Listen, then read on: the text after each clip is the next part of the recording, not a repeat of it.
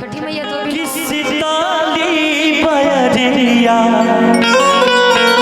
शीतल तुझे पनिया कि कब देव देवता तू आके दर्शनिया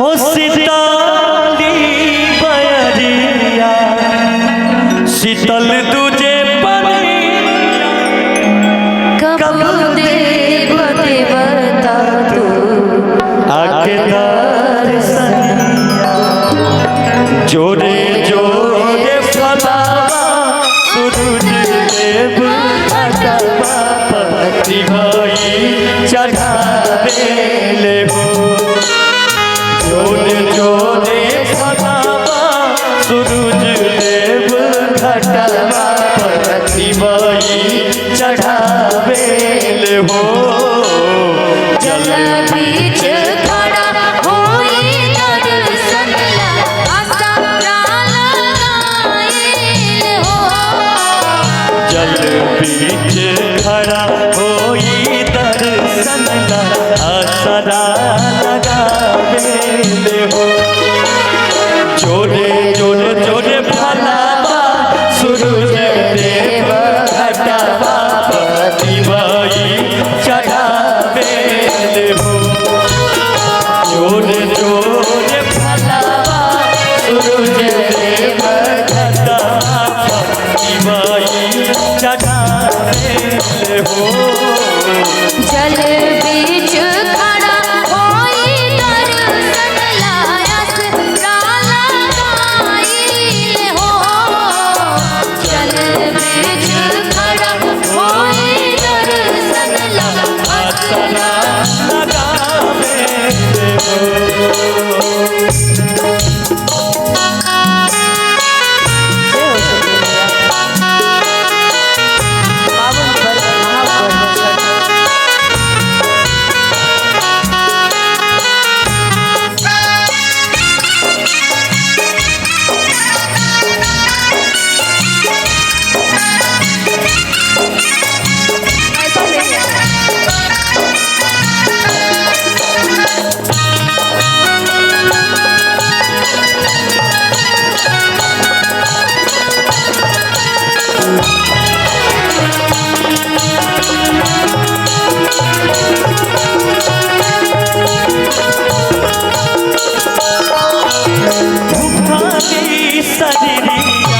सजल तुझे मना उड़ावे लगन भरवे सब कर धनवा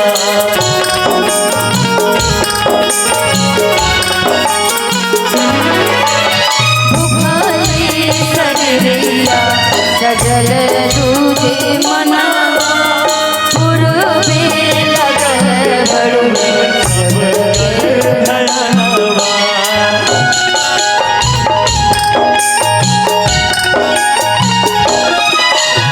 जोरे जोरे दौड़ा दीनानाथ घटवा पति भाई चढ़ावे ले हो जोरे जोरे फलावा दीनानाथ घटवा पति भाई चढ़ावे ले हो गोदिया में होई हे लालना माता अरग देवी आई हो गोदिया में होई हे लालना माता अरग देवी आई हो गोदिया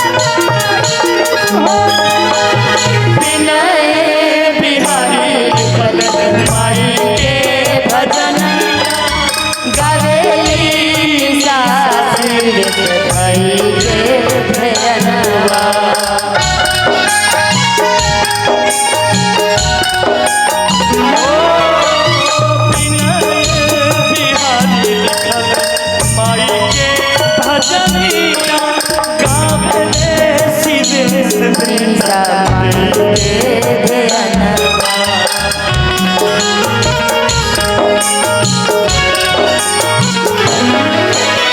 जोरे जोरे पियाली ये गंगा मैया घटा पतिवाई चढ़ावे ले हो।